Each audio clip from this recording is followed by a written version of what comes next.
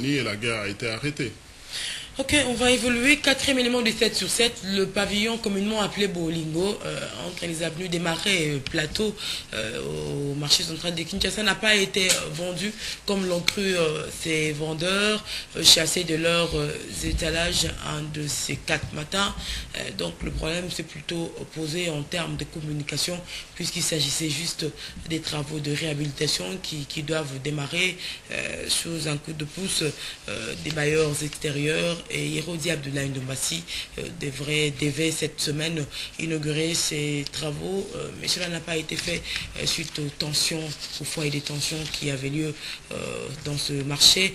Et donc l'administration centrale du marché a juste un peu failli sur le plan communicationnel, mais il n'en est rien du tout comme pour calmer ces vendeurs. Celui n'a pas été vendu, mais puisque la communication n'a pas été forte, voyez ce qui s'en est suivi. Quatrième élément des 7 sur 7.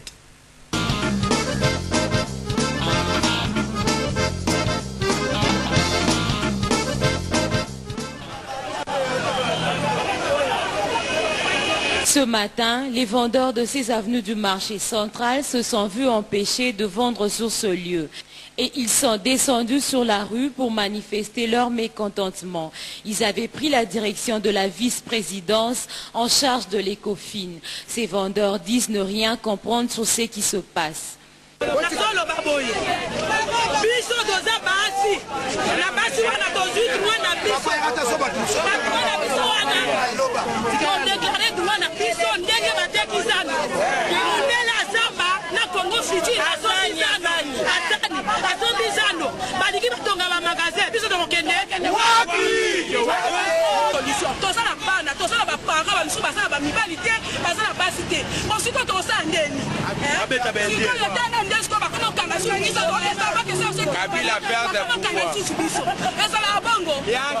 L'on annonce quand même l'inauguration des travaux de réhabilitation de cette partie du grand marché de Kinshasa dans les tout prochains jours qui viennent, en attendant que les tensions se calment.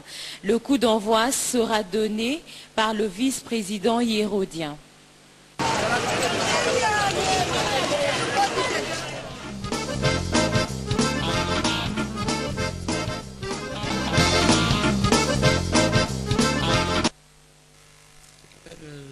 Bizarre qu'un marché central d'une grande ville comme Kinshasa se trouve dans un état d'insalubrité très avancé, que pour le réhabiliter, qu'on fasse appel à des bailleurs de fonds extérieurs.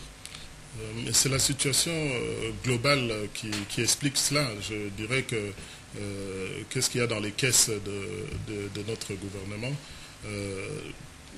Cet aspect insalubrité qui aurait pu être géré un petit peu autrement, là il me semble qu'il y a eu un problème de communication, parce que si vous dites à quelqu'un levez-vous et que je voudrais nettoyer là où vous étiez assis, il ne dira pas non.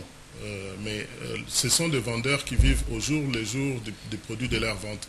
Il fallait trouver un endroit temporaire, transitoire, pendant que les travaux sont en train de se faire, et les proposer au lieu d'attendre qu'on puisse agir tel que c'est fait, que les gens ne comprennent pas les décisions qui sont prises en leur faveur, mais qui a été mal présentée.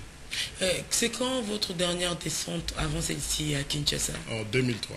2003, vous avez senti la situation sanitaire, plutôt sur le plan, je parle de la propreté, s'est dégradée au jour le jour? Non, j'ai été sidéré, sidéré c'est le mot que j'employerais. Je suis resté longtemps sans rentrer au pays. Quand je suis rentré au pays, j'avais l'impression que vous aviez formé des commandos pour casser des rues, casser tout ce qui existait.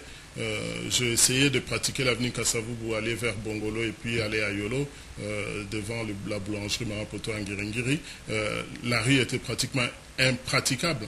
Et il n'y a pas que dans un coin à Kinshasa, mais c'est dans toute la ville. Oui, c'est vrai, les Congolais ont acquis une certaine habitude, nous parlons plutôt d'un manque de culture, de propreté. C'est vrai, c'est ancré en eux. Quelqu'un qui mange calmement sa banane et qui, après l'avoir épluchée, jette la peau à travers la portière de sa voiture, calmement, sans se gêner. Il faudrait une vaste campagne de sensibilisation pour éradiquer ça.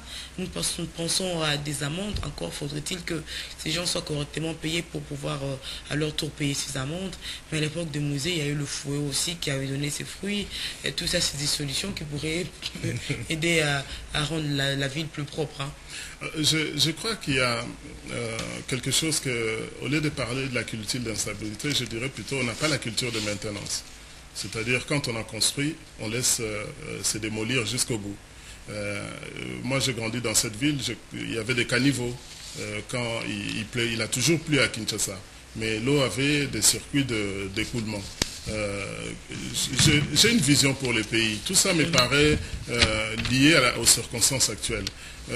J'imagine, quand je dirais aux gens s'il y avait des poubelles à chaque coin de rue, les gens prendraient systématiquement l'habitude d'aller peut-être s'arrêter juste pour jeter les pulses de la banane dans la poubelle qu'ils verraient. Certains me qualifieraient mais d'un rêveur. Mais ici, je voudrais partager ces rêves-là. Ce pays peut être propre à ce point-là. Il n'est pas interdit. Oui, c'est question d'organisation, donc comme le disait Musée, organisez-vous. Cinquième élément de 7 sur 7, si au niveau de l'enseignement, la grève est suspendue, du côté de la fonction publique, donc de l'administration de la fonction publique, elle reste maintenue. Ces syndicalistes s'en remettent